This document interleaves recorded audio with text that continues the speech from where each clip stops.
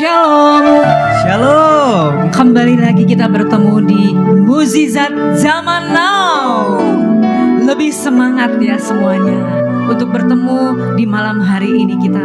Mari kita sama-sama menyaksikan Mukjizat Zaman Now untuk kita bertumbuh, berkembang bersama-sama. Dalam nama Yesus kita memulai ibadah kita malam hari ini. Mari saya undang semuanya, saudara terkasih, Bapak Ibu, untuk kita satukan hati kita. Tuhan Yesus, terima kasih atas kebaikan-Mu Tuhan untuk semua hidup kami. Dan juga untuk malam hari ini kami satukan hati kami di Mukjizat Zaman Now ini. Karena kami percaya Tuhan, mukjizat-Mu pasti terjadi untuk hidup kami semua. Begitu juga di malam hari ini. Siapapun kami, dimanapun kami berada Tuhan, kami mau satukan hati kami. Biarlah Engkau ada dan Engkau bertahta di setiap pujian penyembahan kami dan setiap ibadah kami. Terjadilah Tuhan Yesus. Terima kasih Tuhan. Dalam nama Tuhan Yesus, haleluya, amin. Mari kita sama-sama naikkan pujian untuk kita mulai ibadah kita malam hari ini. Tuhan tiap jam ku memerlukan Engkaulah yang memberi sejahtera penuh setiap jam ya Tuhan. Jika ku perlukan, ku datang juru selamat, berkatilah.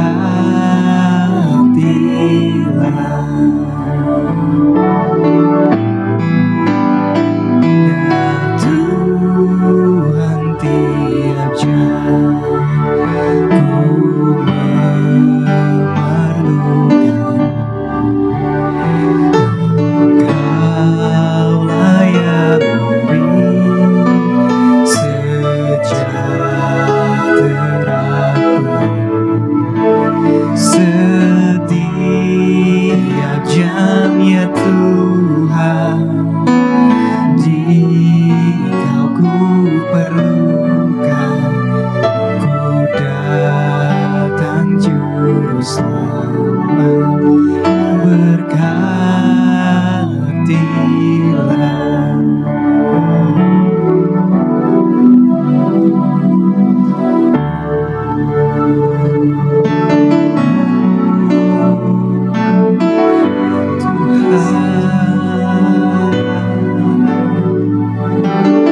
Terima kasih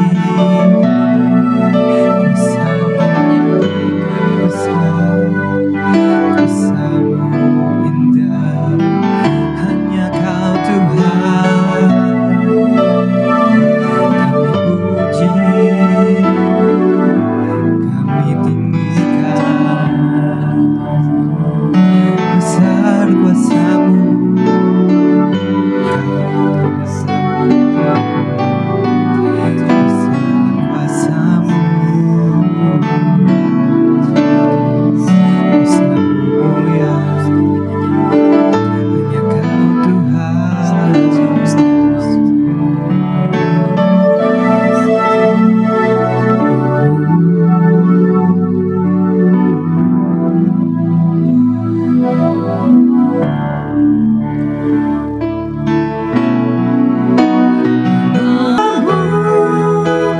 Melimpah bagiku, selalu baru di setiap waktuku.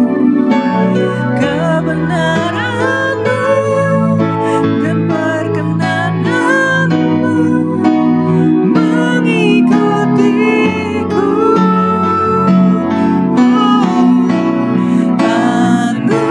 Anugerah-Mu melimpah bagiku.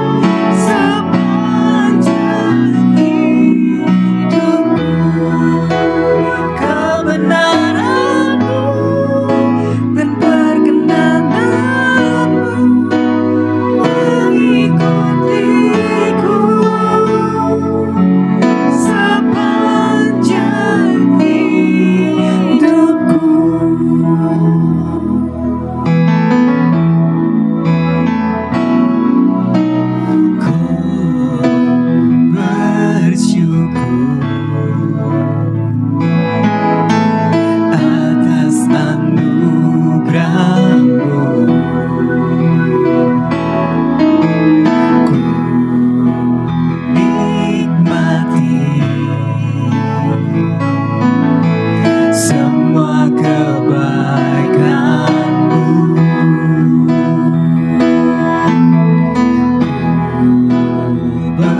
Bersyukur atas anugerah-Mu.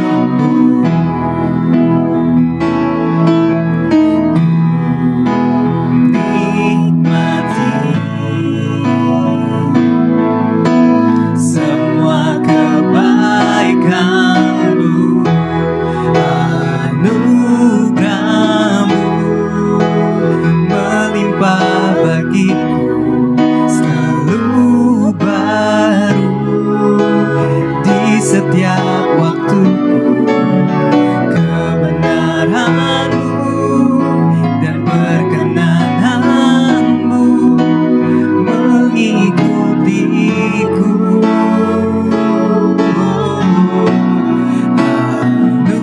Anugerah-Mu melimpah bagiku, selalu baru di setiap waktuku.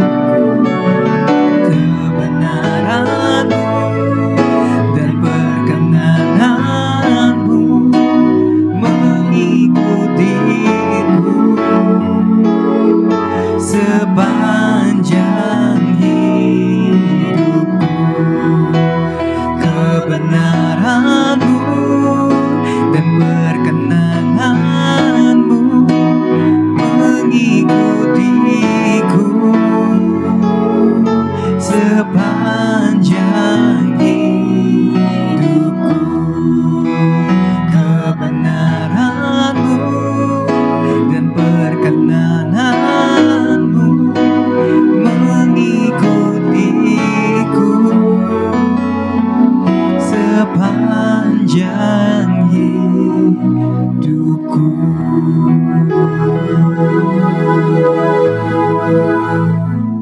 Tentang perjamuan kudus. Kita kan setiap kali ibadah ada perjamuan kudus.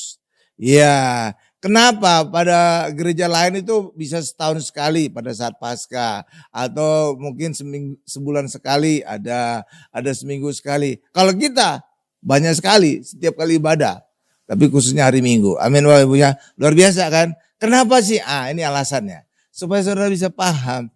Kok kayaknya gereja Mount Hermon ini doyan banget gitu perjamuan kudus. Enggak, gini Bapak Ibu alasannya.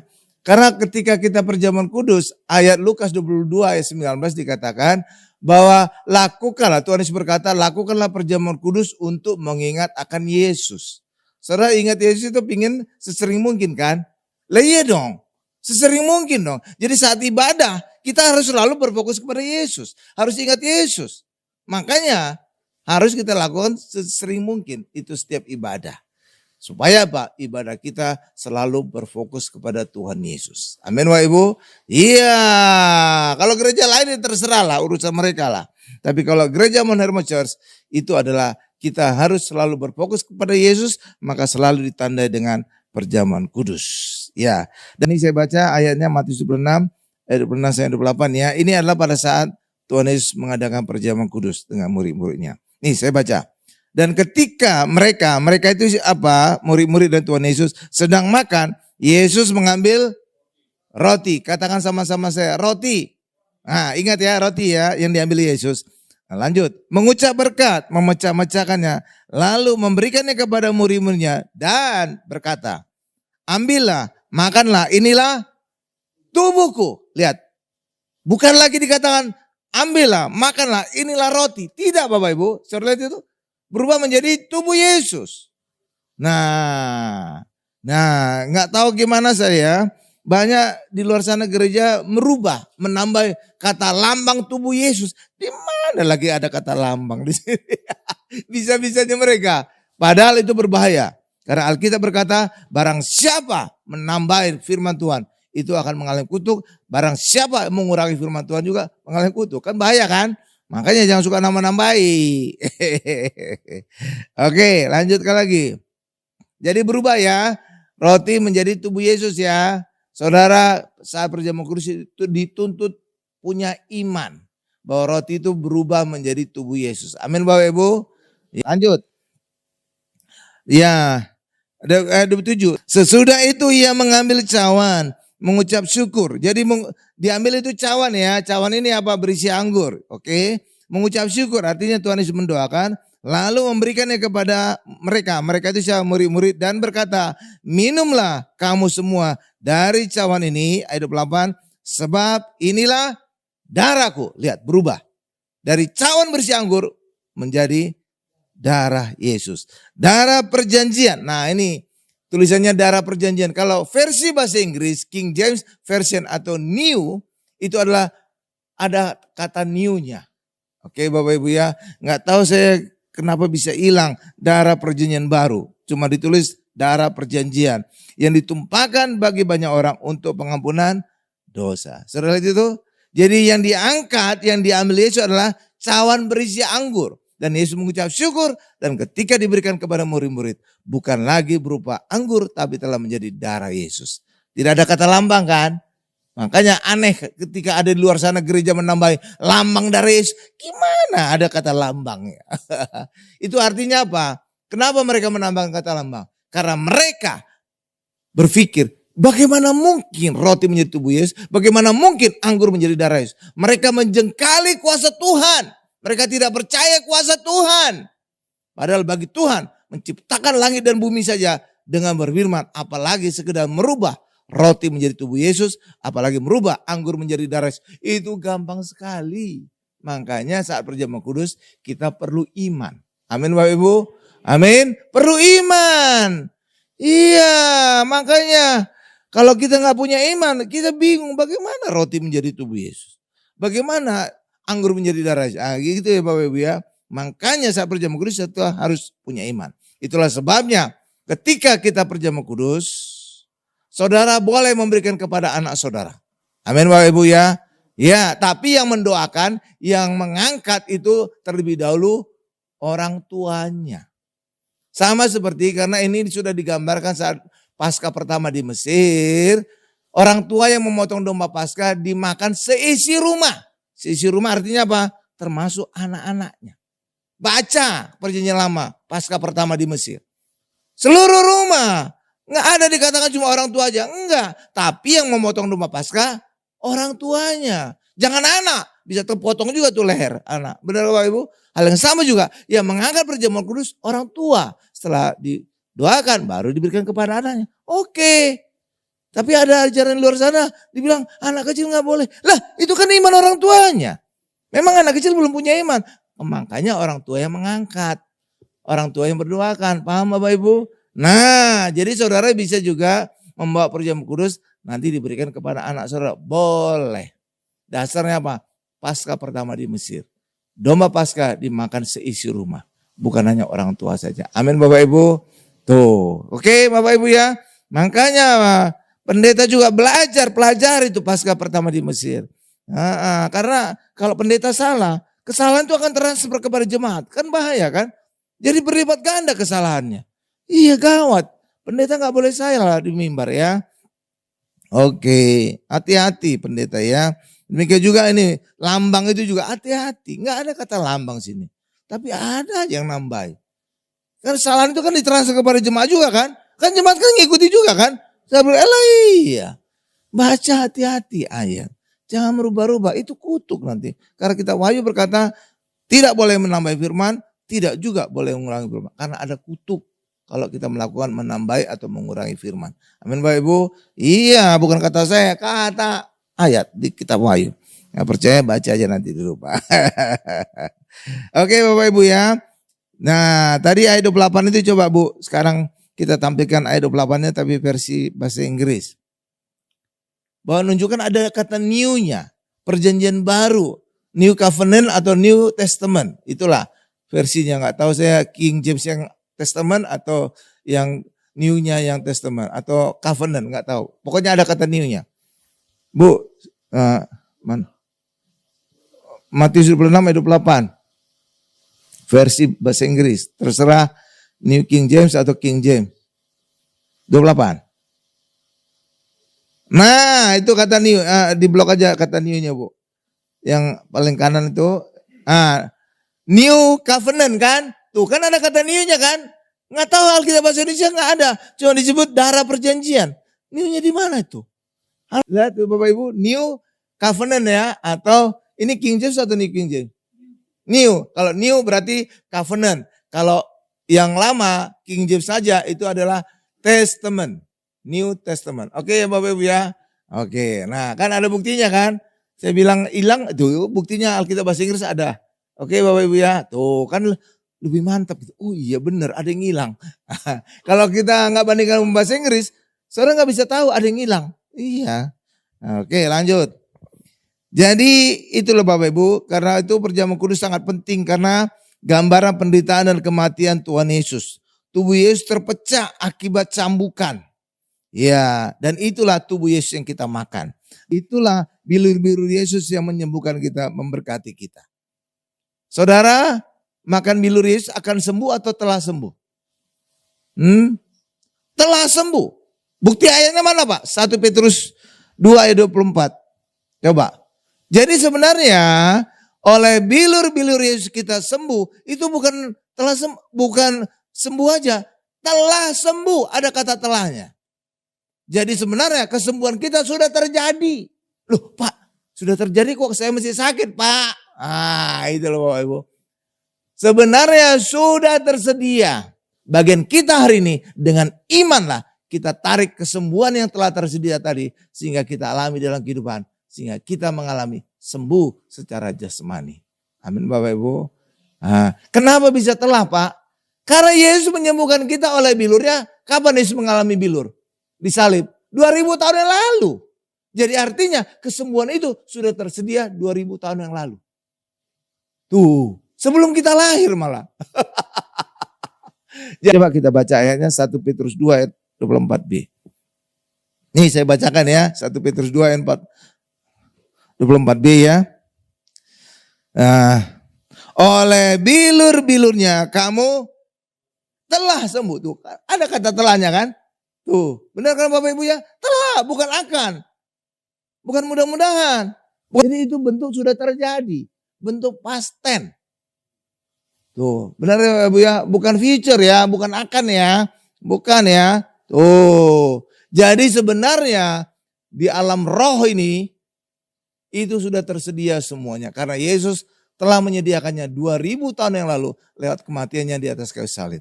Jadi di alam roh sudah tersedia kesembuhan kita. Sudah tersedia berkat-berkat kita. Sudah tersedia kelepasan kita.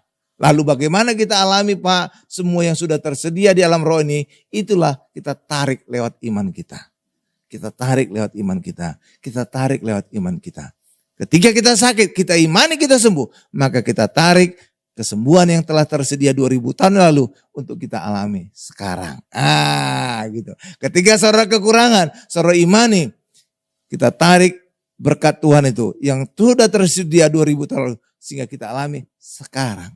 Saudara itu tuh. Jadi lewat iman lah terjadi. Oke Bapak Ibu ya. Tuhan Yesus berkata, terjadilah mujizat sesuai dengan imanmu. Imanmu.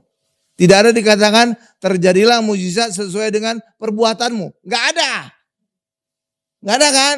Terjadilah mujizat sesuai dengan imanmu. Artinya itu sudah semua sudah tersedia. Bagian kita imani. Maka semuanya itu kita tarik, kita alami di dalam kehidupan kita. Paham Bapak Ibu? Luar biasa kan? Luar biasa ya? Ya, luar biasa. Haleluya. Ya, oke Bapak Ibu. Nah, sekarang darah Yesus yang tercurah di kayu salib. Ini adalah darah perjanjian baru ya. Kita sudah buktikan tadi versi Alkitab bahasa Inggris itu ada kata barunya ya, perjanjian baru. Jadi perjanjian baru itu dimeteraikan oleh darah Yesus. Pada perjanjian lama itu dulu dimeteraikan oleh darah hewan. Dan dasar perjanjian baru apa? Pengampunan dosa. Sedangkan perjanjian lama dasarnya apa? Ketaatan untuk mendengar dan melakukan hukum Taurat. Bagi kita hari ini tidak lagi. Perjanjian baru adalah dasarnya adalah pengampunan dosa. Oke Bapak Ibu ya. Iya, karena lewat pengampunan dosa inilah dosa kita diampuni semuanya. Ketika kita perjamuan kudus, dikatakan di dalam Yohanes 6, dikatakan bahwa kita akan beroleh hidup yang kekal. Itu hidupnya Yesus. Dalam bahasa asli Yunani adalah Zoe. Itu hidupnya Allah. Hidup yang kekal. Kalau kita hari ini adalah bio. Hidup yang terbatas. Oke Bapak Ibu? Ya, oke. Makanya di dalam darah itu ada nyawa. Maka ketika kita perjamuan kudus, maka kita akan beroleh nyawa Yesus. Makanya kita dijanjikan beroleh hidup yang kekal. Karena hidup Yesus adalah hidup yang kekal tuh. Jadi benar-benar nyambung semua tuh. Wih, cakep banget itu Allah. Luar biasa ya Bapak Ibu ya. Tuh makanya orang Kristen harus rajin-rajin lah perjamuan kudus. Oke Bapak Ibu ya. Karena kita makan darah Yesus. Dan ketika kita suka perjamuan kudus, karakter Yesus juga kita terima. Amin. Damai Yesus juga kita terima. Yesus kan Raja Damai kan. Maka hidup kita semakin damai. Kita nggak lagi gampang gelisah. Kita nggak gampang lagi takut. Kita nggak lagi gampang ya khawatir gitu Bapak Ibu. Kenapa? Kita sudah menerima Yesus Raja Damai. Maka kita ketika rajin perjamuan kudus, kita menjadi damai hidup kita. Beda ya. Saudara lihat aja kalau orang yang rajin perjamuan kudus. Hidupnya masih berubah ya. Tanpa dia sadari.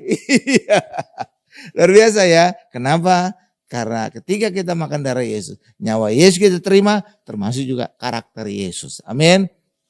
Sebaliknya, kalau saudara suka makan darah hewan, maka karakter hewan itu akan saudara terima juga. Galaknya nular. Oke, makanya jangan makan darah ya. Jangan. Itu udah dilarang sejak perjanjian lama. Oke. Nah, sekarang kita masuk ajaran perjamuan kudus ya. Kita akan bedah sekarang ini tentang perjamuan kudus. Supaya saudara mendapatkan kebenaran yang sebenarnya. Saya mengandalkan ayat semuanya. Enggak ada di luar ayat Bapak Ibu. Ya Bapak Ibu. Karena itulah bagi kita hari ini kita mendapatkan kebenaran. Karena kita berdasarkan ayat. Bukan hikmat saya tapi hikmat Tuhan. Amin. Coba kita masuk kepada 1 Korintus 11 ayat 23 sampai dengan 30. Nanti akan saya singkapkan di sini Bapak Ibu. Banyak kekeliruan selama ini di luar sana. Iya. Saya berdasarkan Alkitab. Alkitab ini adalah kebenaran orang Kristen. Bukan pendeta ya. Bukan pendeta kebenaran Kristen. Pendeta bisa salah, manusia. Ya, tapi Alkitab. Amin Bapak Ibu. Ya, karena itulah hidup orang Kristen harus berdasarkan Alkitab. Nih saya bacakan. 1 Korintus 11 ayat 23 sampai dengan 30 ya. Atau kita baca sama-sama dah. Supaya kita bisa aktif ya. Ya kita bisa menikmati ayat ini ya. Saya mulai ayat ganjil 23. Nanti Bapak Ibu ayat genap ya. Gantian gitu ya. Ganjil genap. Saya ganjilnya. Saya baca ayat 23. Sebab apa yang telah aku teruskan kepadamu telah aku terima dari Tuhan. Ini ucapan siapa? Rasul Paulus ya. Ya, yaitu bahwa Tuhan Yesus pada malam waktu ia diserahkan mengambil roti, ayat 24 Bapak Ibu. Nah, jadi untuk peringatan ya. Jadi saat berjamuan kudus kita mengingat Yesus. Ayat 25 saya. Demikian juga ia mengambil cawan sesudah makan lalu berkata, cawan ini adalah perjanjian baru. Di sini bagus. Benar perjanjian baru ya. Ya, tapi Matius 28 kurang, hilang barunya. Lanjutkan lagi. Adalah perjanjian baru yang dimeteraikan oleh darahku. Tuh, perjanjian baru dimeteraikan oleh darah Yesus. Perbuatlah ini setiap kali kamu meminumnya menjadi peringatan akan aku. Ya, Bapak Ibu 26. Ya, ayat 26. Kenapa kita bisa memberitakan kematian Tuhan saat kita perjamuan kudus Bapak Ibu? Karena kita makan tubuh Yesus terpecah. Kita minum darah Yesus tercurah. Itu artinya kematian Yesus. Darah tercurah kan kematian. Nyawa Yesus ada di situ. Amin Bapak Ibu. Makanya kita memberitakan kematian Yesus. Oke. Tapi justru lihat kematian Yesus lah. Kita menang atas setan. Nah, makanya saat perjamuan kudus, saudara bisa mengusir setan. Kalau ada rumah saudara perjamuan kudus, saudara bisa mengusir setan. Bukan karena saudara hebat, tapi karena darah Yesus. Oke, lanjut. Ayat 27, ayat ganjil. Jadi barang siapa dengan cara, stop. Katakan sama saya, cara. Jadi bukan orang ya, cara. Tapi banyak kali gereja di luar sana mempermasalahkan orangnya yang tidak layak. Padahal ini caranya yang tidak layak. Coba lihat itu, Tuh, oke, lanjut lagi. Dengan cara yang tidak layak. Jadi bukan orang ya. Makan roti dan minum cawan Tuhan, ia berdosa terhadap tubuh dan darah Tuhan. Ayat 28 Bapak Ibu. Ayat 29 saya ganjil. Karena barang siapa makan dan minum tanpa, katakan dengan saya, tanpa mengakui tubuh Tuhan, ia mendatangkan hukuman atas dirinya. Terus, oke Bapak Ibu ya. Ya, jadi yang dikatakan tadi Bapak Ibu, roti menjadi tubuh Yesus. Amin. Bukan lambang ya. Tuh, saudara itu. Jadi kalau ada pendeta berkata lambang, dia itu nambahin firman Tuhan. Dia terkutuk. Bukan kata saya, kata ayat. Menambah firman Tuhan terkutuk dalam kitab Wahyu. Amin. Tuh. Jadi kita hati-hati tuh nambahin kata lambang. Oke, lanjut lagi. Pasti. Jadi pada saat kita makan perjamuan kudus, kita pasti ingat peringatan akan Yesus. Pasti ingat Yesus. Ketika kita makan tubuh Yesus, saudara ingat Yesus enggak? Ingat dong, ini kan tubuh Yesus terpecah. Pasti, iya. Pasti ingat Yesus karena makan tubuh Yesus dan minum darah Yesus. Ya, tubuh Yesus oleh bilur Yesus kita sembuh. Yesus juga mengambil cawan dan berkata Bapak Ibu, cawan inilah perjanjian baru. Tuh ya, peringatan juga akan Yesus. Jadi anggur itu pasti kita akan mengingat Yesus. Karena apa? Kita minum darah Yesus. Pasti ingat Yesus. Nah, demikian juga perjamuan kudus itu untuk memberitakan kematian Yesus. Ya Bapak Ibu, kematian Yesus di atas kayu salib kan. Yesus mengalami bilur kan, itu dicambuk. Dan Yesus juga mengalami penumpahan darah. Itulah saat perjamuan kudus diterima kan. Maka saat perjamuan kudus kita mengingatkan kematian Yesus. Dan ketika kita ingat kematian Yesus Bapak Ibu, kita menang. Karena lewat kematian Yesus, darah Yesus menghapus dosa kita. Maka setan tidak lagi bisa mendakwa kita. Amin Bapak Ibu. Saudara bisa menang atas setan. Iya, setan gak bisa lagi mendakwa saudara. Mendakwa apa? Orang kita sudah dihapus dosa kita. Karena setan selalu punya celah mendakwa manusia ketika manusia masih berdosa. Kamu salah ini, kamu melanggar ini, Tapi ketika dosa kita dihapus, nggak bisa lagi kita mendakwa kita. Maka kita pasti menang. Itu ibarat kita kreditan rumah. Kalau saudara sudah lunas kreditan saudara, saudara punya tanda lunas. Kalau ada oknum bank menagih kembali kredit saudara, tunjukkan tanda lunas. Pergi dia. Kalau nggak kamu pergi, saya lapor polisi. Ini tanda lunasnya. Pasti ngacir dia, pasti tuh. Udah gak apa ya? Pasti dong. Orang udah ada bukti lunas kok dia mau nagih lagi. Takut dia. Apalagi kalau kita bawa nama-nama polisi. Nanti saya lapor polisi. Nih bukti saya lunas. Kalau kamu, saya foto aja kamu. Pasti dia takut difoto. Iya kan? Nah sama juga nih iblis. Iblis tidak akan berani mendakwa kita lagi. Kenapa? Kita sudah punya tanda lunas. Itulah darah Yesus.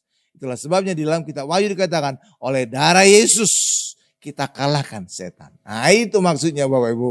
Penerapannya adalah lewat darah Yesus kita diampuni dosa kita. Maka iblis tidak bisa lagi datang mendakwa kita. Maka kita tunjukkan darah Yesus. Saya sudah ditebus oleh darah Yesus. Pergi kamu setan. Dia akan pergi. Takut dia sama kamu. Iya takut dia sama kita. Lah iya dong.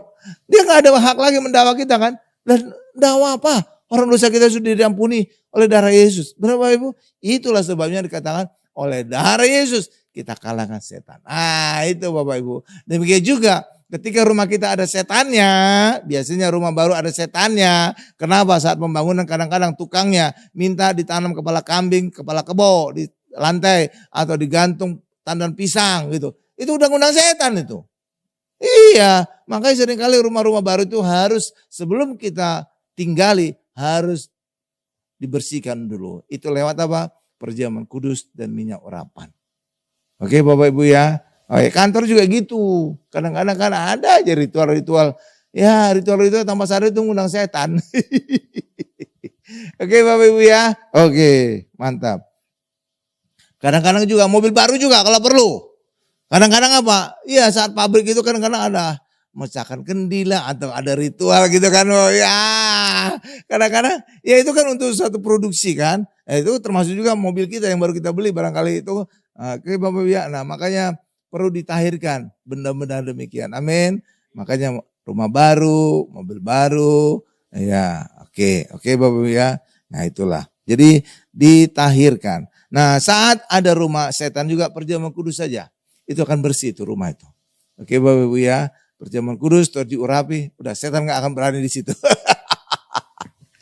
Aduh kadang-kadang kita itu serba salah. Tukang kita kadang-kadang kayak ini Bapak Ibu, setengah memaksa juga. Pak kita harus tanam kepala kambing atau kepala kebon nih. Kalau enggak kita enggak berani melanjutkan bangun rumah. Kadang-kadang kita terpojok gitu Bapak. Ya daripada rumah saya terbengkalai gitu. Iya kan. Kadang-kadang ya udahlah. Kalau kadang-kadang karena kita nggak tahu ya kita izinkan aja kan. Iya. Nah lanjut. Perjamuan kudus harus dilakukan dengan cara yang layak. Tadi kita baca ayatnya ya. Cara yang layak. Agar tidak berdosa. Jadi cara yang layak itu apa Pak? Caranya adalah ketika kita menyebut tubuh Yesus itu lambang. Darah Yesus itu lambang. Itulah cara yang tidak layak. Makanya orang Kristen jangan sekali-kali berkata lambang tubuh Yesus. Lambang darah Yesus. Amin Bapak Ibu. Karena itulah cara yang tidak layak. Jadi caranya yang dipermasalahkan bukan orangnya. Seringkali orang berkata kamu harus bersih dulu dari dosa. Kamu harus bertobat dulu. Kamu harus gini loh. Kita bersih dari dosa bukan sebelum perjamuan kudus, tapi setelah perjamuan kudus. Seringkali orang berkata kita harus bersih dulu, bertobat dulu, bebas dosa, baru perjamuan kudus. Terbalik itu. Justru saat perjamuan kudus itulah oleh darah Yesus kita dibersihkan dari dosa. Amin. Jadi ketika orang berkata bertobat dulu, bersih dari dosa dulu, baru perjamuan kudus. Itu ibarat orang akan mandi, bersih-bersih dulu. Aneh itu. Setelah mandi itu otomatis bersih kita. Bukan sebelum mandi kita bersih-bersih dulu. Apaan bersih-bersih dulu? Setelah mandi itulah nanti kita bersih sendiri. Amin Bapak Ibu. Nah itulah yang dilakukan oleh banyak orang Kristen. Bertobat dulu, membersihkan dulu dari dosa, baru perjamuan kudus. Itu terbalik. Itu ibarat orang akan mandi, bersih-bersih dulu. Oke Bapak Ibu. Tapi ketika kita perjamuan kudus, otomatis kita nanti akan bersih. Diampuni dosa kita. Amin Bapak Ibu. Setelah kita mandi juga, otomatis kita bersih. Bukan sebelum mandi kita bersih-bersih, aneh. Saudara bisa lihat keanehannya, tuh kan, aneh kan, banyak orang Kristen kan nggak sadar kan, iya. Jadi setelah perjamuan kudus itu otomatis kita bersih dari dosa. Oke Bapak Ibu ya, oke. Jadi caranya yang tidak layak ya, bukan orangnya ya. Dan cara yang tidak layak adalah yang tidak mengakui tubuh Tuhan, menyebut lambang. Oke. Tapi yang ditekankan di sini adalah tentang tubuhnya yang tidak layak. Tidak dikatakan tentang mengakui darah Yesus, enggak Bapak Ibu. Umumnya semua orang Kristen mengakui tentang darah Yesus. Tapi tubuh Yesus itu seringkali tidak yang seringkali tidak diperhatikan orang Bapak Ibu. Kan semua orang Kristen percaya oleh darah Yesus kita diampuni dosa kan? Benar enggak Bapak Ibu? Percaya kan? Ya semua orang 100%. Tapi ketika kita katakan oleh bilur Yesus kita sembuh, jarang kali ada aja orang Kristen enggak percaya oleh bilur Yesus kita sembuh. Iya. Iya Bapak Ibu. Iya. Tapi kenapa mereka enggak sembuh Bapak Ibu? Karena mereka nganggap lambang. Itu ibarat pisau. Pisau itu bisa memotong. Benar Bapak Ibu? Tapi kalau lambang pisau bisa memotong enggak? Enggak kan? Ya enggak lah. Lambang pisau mana bisa dah. Ya, mana bisa memotong. Tapi kalau pisau beneran itu bisa memotong. Demikian juga perjamuan kudus. Harus benar-benar tubuh Yesus barulah ada kuasa. Kalau lambang enggak ada kuasa. Saudara itu, oke? Jadi bisa, oh iya benar juga ya, gitu Bapak Ibu. Jadi orang Kristen harus pintar ya. Oke Bapak Ibu ya. Oke, nah terus. Nah dikatakan tadi, ini seringkali jadi batu sandungan bagi banyak orang Kristen ya. Ya, coba kita lihat lagi 1 Korintus 11 ayat 9 sampai 30. 1 Korintus 11 ayat 9 30. Ini saya akan jelaskan kepada kita supaya terang hari ini kita ngerti ayat ini. Kita baca 1 Korintus 11 ayat 9 sampai 30. Karena barang siapa makan dan minum tanpa mengakui tubuh Tuhan. Tanpa mengakui artinya apa? Menganggap lambang tubuh Tuhan. Ia mendatangkan hukuman atas dirinya. Sebab itu banyak di antara kamu yang lemah dan sakit dan tidak sedikit yang meninggal. Ayat inilah yang membuat banyak orang Kristen takut perjamuan kudus. Karena apa? Karena mereka bisa lemah, sakit, dan meninggal. Banyak lagi. Tuh, saudara itu. Dan mereka menuduh apa? Perjamuan kudus itu hati-hati. Kita nanti bisa lemah, sakit, dan meninggal. Tuh kan? Coba lihat ini. Ini ayat yang punya gara-gara. Kenapa? Karena pendeta mengajarkannya secara salah. Sehingga banyak jemaat tanpa dia sadar membuat jemaat jadi takut perjamuan kudus. Kan gawat kan kesalahan pendeta gitu kan. Jadi perjamuan kudus disalahkan. Mendatangkan kutuk Bapak Ibu hukuman. Sebenarnya ayat ini berkata apa sih? Nih, saya tunjukkan kepada saudara suatu singkapan. Sehingga hari ini saudara kembali. Oh, selama ini rupanya saya salah. Nih saya tunjukkan saudara ya. Dikatakan tadi hukumannya adalah buat lemah, sakit dan tidak sedikit yang meninggal. Saudara tahu, ini sebenarnya kondisi alami manusia. Kondisi alami manusia. Sebelum meninggal orang, sebelumnya biasanya sakit. Jaranglah dadakan gitu Bapak Ibu ya. Ya kan kadang-kadang orang meninggal itu bisa nggak sakit Bapak Ibu. Ketabrak truk, kan bukan sakit kan. Mati itu kan bukan karena sakit kan. Tapi umumnya orang itu mati itu karena sakit duluan. Benar Bapak Ibu ya. Sakit sebelumnya apa? Lemah dulu. Meriang-meriang gitu Bapak Ibu ya kan. Ya kan. Jadi awalnya urutannya adalah orang meriang-meriang dulu, lemah dulu, sakit baru meninggal gitu ya. Itulah urutan ayat tadi kan. Lemah, sakit dan meninggal kan. Jadi ini sebenarnya hukum alam. Tanpa ada perjamuan kudus pun orang sudah mengalami proses ini. Lemah dulu, sakit dulu baru meninggal. Benar Bapak Ibu? Saudara, iya dulu. Amin. Amin. Ini proses alami kan. Lemah, sakit terus meninggal kan. Amin. Nah, perjamuan kudus itu dampaknya justru menghindarkan orang dari lemah, sakit dan meninggal. Justru perjamuan kudus berdampak demikian. Kenapa? Dan apa yang paling berdampak terhadap biar kita tidak lemah, biar kita tidak sakit, biar kita tidak mati? Apa dampak dari tubuh Yesus atau dari darah Yesus? Dari tubuh Yesus. Karena tubuh Yesuslah yang memberikan kita kekuatan, yang memberikan kita kesembuhan. Amin Bapak Ibu. Jadi harusnya saat perjamuan kudus kita menjadi kuat, bukan lagi lemah. Kita menjadi sehat, sembuh, bukan lagi sakit. Kita menjadi panjang umur, tidak mati. Dan itu dampak dari tubuh Yesus. Makanya ditekankan sini tidak boleh cara yang salah terima tubuh Yesus. Kalau darah Yesus itu untuk pengampunan dosa. Dampak utamanya. Amin Bapak Ibu. Makanya di situ tadi ditekankan tanpa mengakui tubuh Tuhan. Jadi yang ditekankan oleh tubuh Tuhan. Amin Bapak Ibu. Jadi ketika kita melakukan perjamuan kudus secara benar. Kita menerima tubuh Tuhan Yesus benar-benar. Maka saudara tidak lagi lemah tapi kuat. Saudara tidak lagi sakit tapi sehat. Saudara tidak lagi mati tapi panjang umur. Nah ketika saudara salah perjamuan kudus. Maka saudara akan mengalami hukuman dunia yang sewajarnya. Lemah, sakit dan meninggal. Amin. Jadi bukan karena perjamuan kudus saudara lemah, sakit dan meninggal. Itu memang hukum alam akibat dosa. Justru perjamuan kudus itulah yang membalik kondisi. Sehingga saudara tidak lemah tapi kuat. Saudara menjadi sehat.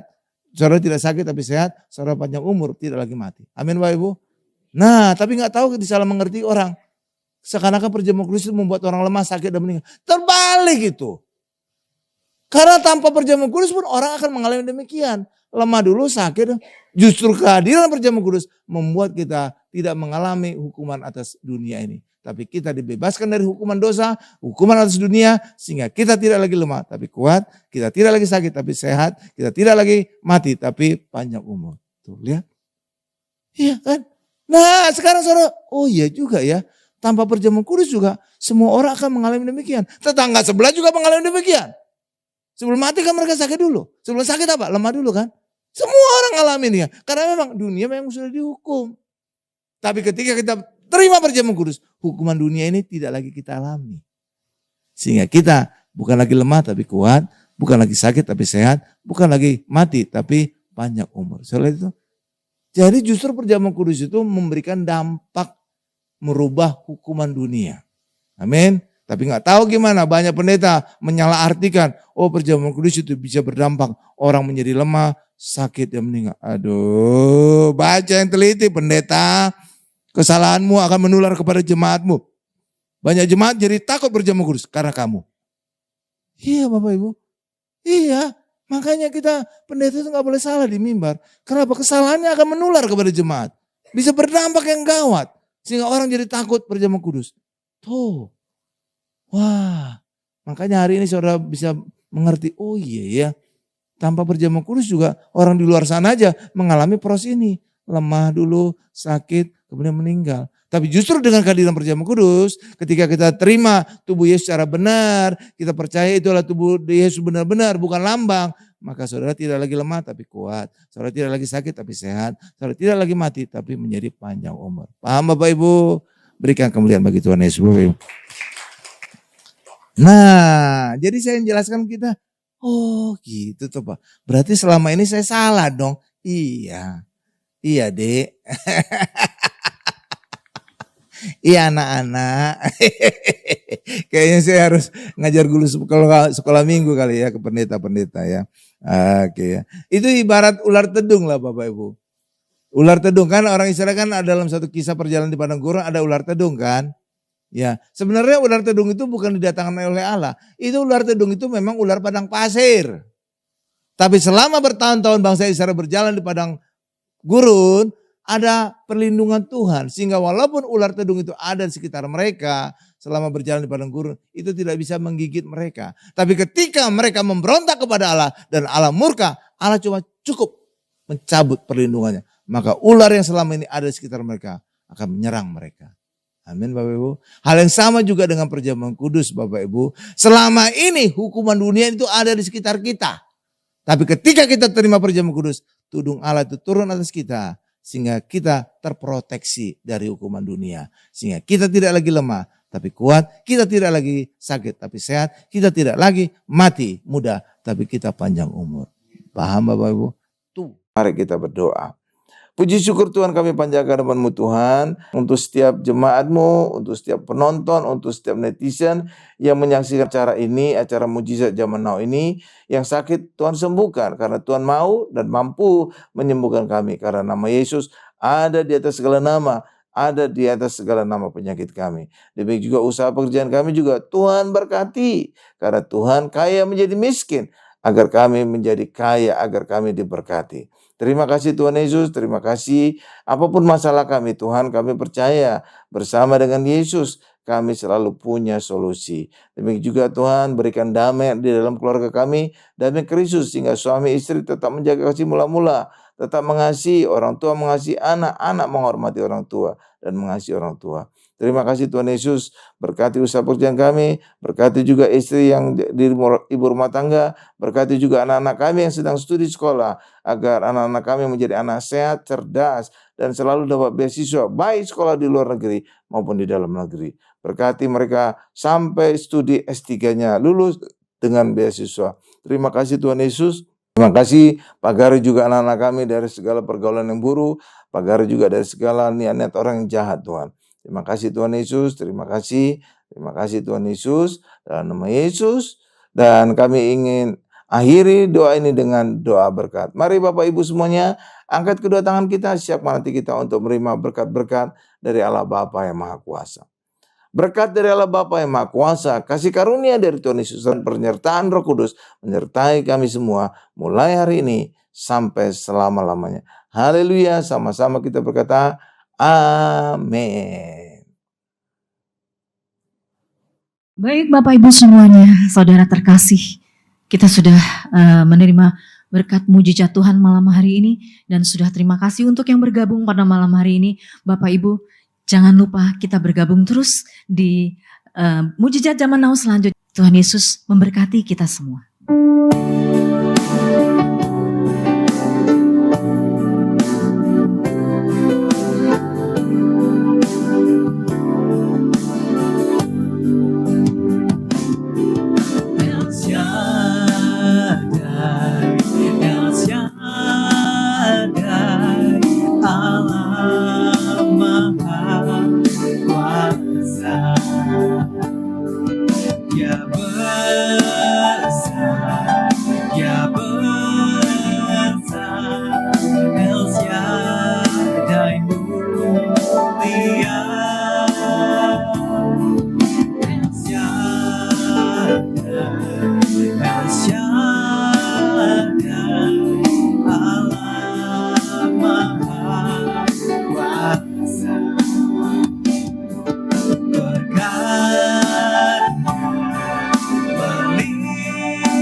menyembah